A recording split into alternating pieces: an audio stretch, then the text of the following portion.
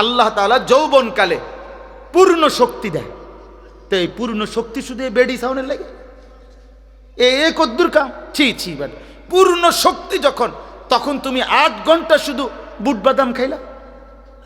পূর্ণ শক্তি যখন, তখন তুমি এই বন্ধুদের আড্ডায় সারাটা রাত শুধু মোবাইল দেখতে দেখতে শেষ করে দিলে। আস্তাগফিরুল্লাহ, আস্তাগফিরুল্লাহ।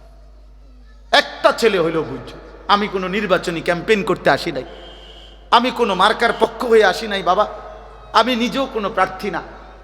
অতএব আমি শুধু বুঝাইতে চাই, তোমরা অনেক যুবক আসছো, কিশোর আসছো, তোমরাই জানো তোমরা কেন আসছো।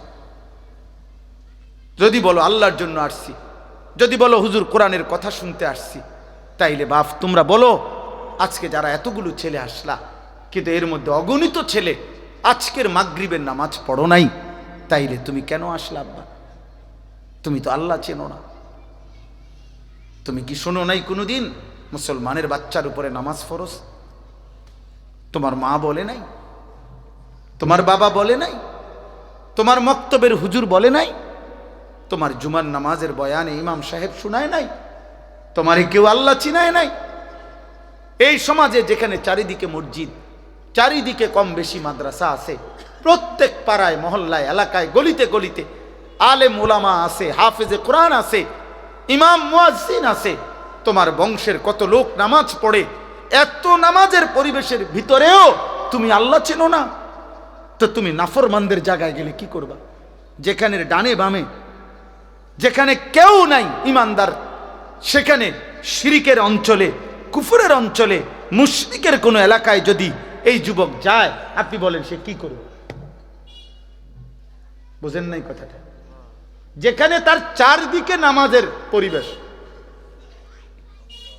তার বাবা মা নামাজ পড়ে, তার দাদা দাদি নামাজ পড়ে, তার নানা নানি নামাজ পড়ে, তাগো গ্রামের কত মানুষ নামাজ পড়ে, সে যেই রাস্তা দিয়ে যাও প্রত্যেক নামাজের ওয়াক্তে 1 জন 2 জন 4 জন মানুষ হইলেও দেখে যে এরা নামাজ পড়ে আসে, হে আজান শুনতেছে। ইন্ডিয়ার এমন অসংখ্য, ইন্ডিয়ায় এখনো এমন অসংখ্য এলাকায় প্রদেশ আছে যেখানের মানুষ মুসলমান জন্মের পর থেকে কোনোদিন প্রকাশ্যে মাইকে আজান শুনে নাই, নিষিদ্ধ। আমি তো ইউপি গেছি, দেখছি সেখানে মাইকে আজান নিষিদ্ধ। তাইলে আমার বলার উদ্দেশ্য হলো ভাই, এটা বুঝতে শেখো ভাই। পৃথিবী বিখ্যাত, সারা পৃথিবী বিখ্যাত এই কওমি মাদ্রাসার মূল যেই প্রতিষ্ঠান দারুল উলুম দেওবন্দ, ওইটা যেই প্রদেশে, ইউপি, ওই প্রদেশে প্রকাশ্যে মাইকে আজান নিষিদ্ধ। তাহলে যেই অঞ্চল ইউরোপ, আমেরিকা, যেখানের চারিদিকে মুশরিক, যেখানে চারিদিকে উলঙ্গ অর্ধ উলঙ্গ মানুষ, যেখানে জিনা ব্যভিচারের স্বাভাবিক ফ্রি মিক্সিং, যেখানে যৌনাচার স্বাভাবিক বিষয়, ছেলে মেয়ে সম্মত হলে কোনো পাপ নাই, কোনো অপরাধ নাই, রাষ্ট্রীয় কোনো বাধা নাই, সমাজের কোনো বাধা নাই, কারো থেকে কোনো নিষেধ নাই, তো সেখানে তুমি গেলে কেমনে টিকবা?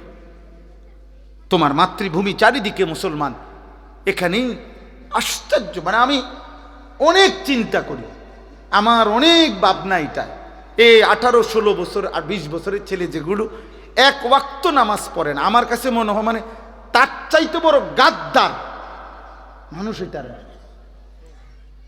আরে বাপরে বাপ, তার মতো নিকৃষ্ট গাদ্দার, কারণ এতে শক্ত গাদ্দার, কারণ তার চারিদিকে ইসলাম আর পরিবেশ, মসজিদ, মাদ্রাসা, তার বংশের ফ্যামিলির, তার আত্মীয় স্বজনের অগণিত ব্যক্তি নামাজ পড়ে, তার স্বাস্থ্য ভাই হয়তো হাফেজে কোরআন, খবর নেই, তার বাতিজা একজন আছে হয়তো হাফেজে কোরআন, তার ঘরের অনেকেই আশেপাশে নামাজ পড়ে, আজান হয়, তাগক বাড়িতে হুজুর আইয়ে যায়, তাদের এলাকায় আলেম ওলামা ঘোরে, এত কিছুর ভিতরে তার মা মুসলমান, বাবা মুসলমান, কিন্তু এই জানোয়ার এত শক্ত হারামি, তার কলিজার মধ্যে এমন শক্ত পাথর, এত বড় পরিবেশ থাকতেও 1 ওয়াক্ত নামাজ পড়ে না, এটা মুসলমানের বাচ্চা হয় কেমনে?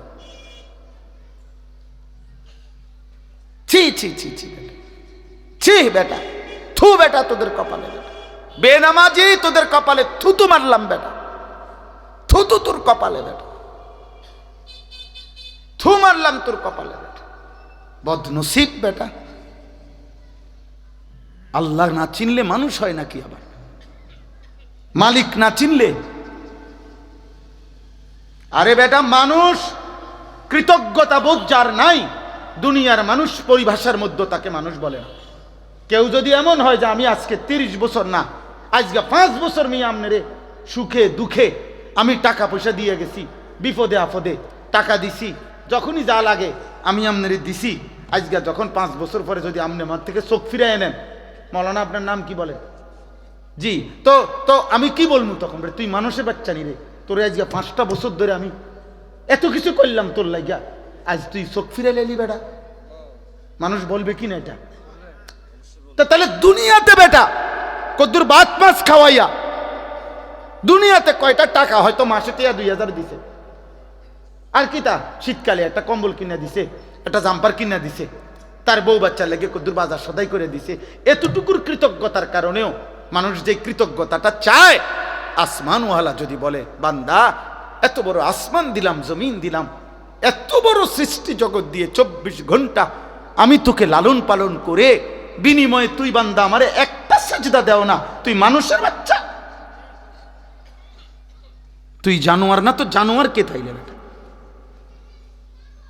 বলো বেটা, একটা বেনামাজি ছেলে দাঁড়া বেটা, বল তুই মানুষের বাচ্চা কিনা বল, এখানে দাঁড়ায় প্রমাণ কর বেটা। এখানে বাচ্চাসা আছে, সবাই মিললে দরকার হলে এখানে মেল হইব, দরবার হইব, হাই কিভাবে মানুষের বাচ্চা তুমি? কৃতজ্ঞতা বোধ যার মধ্যে নাই, সে মানুষের বাচ্চা হয় কেমনে? অকৃতজ্ঞ তো মানুষ হইতে পারে না। সামান্য মানুষ, মানুষ ভদ্রতা শিখায়। যে একটা মানুষ একটা বাচ্চাকে যে চিপস কিনে দেয়, তো তার মা তাকে শিখায়, বাবা শিখায়, আব্বু থ্যাংক ইউ বলো, তোমাকে একটা চিপস দিছে, থ্যাংক ইউ বলো, ধন্যবাদ দাও, কৃতজ্ঞতা আদায় করতে শিখো যে সে তোমাকে একটা চিপস দিছে। আল্লাহ তাআলা একটা চিপস দিছে ডেইলি, কথা বলে না? আল্লাহ তাআলা ডেইলি শুধু 1 প্লেট ভাত দেয়? তো বলো আব্বা বলো, কি সুরত বানাইছো এগুলা? এই মুসলমানের ছেলেরা, এই বাবা, বেঈমানের চুল তোদের পছন্দ হইল কেন বাবা? বল তুই, এই তোর হিন্দু, কোন হিন্দু বেঈমান তোর জন্য কোনোদিন কাঁদছে কিনা তুই বল? কোন ইহুদির বাচ্চা, কোন খ্রিস্টানের বাচ্চা, কোন বেঈমান তোদের জন্য কোনোদিন কাঁদছে কিনা?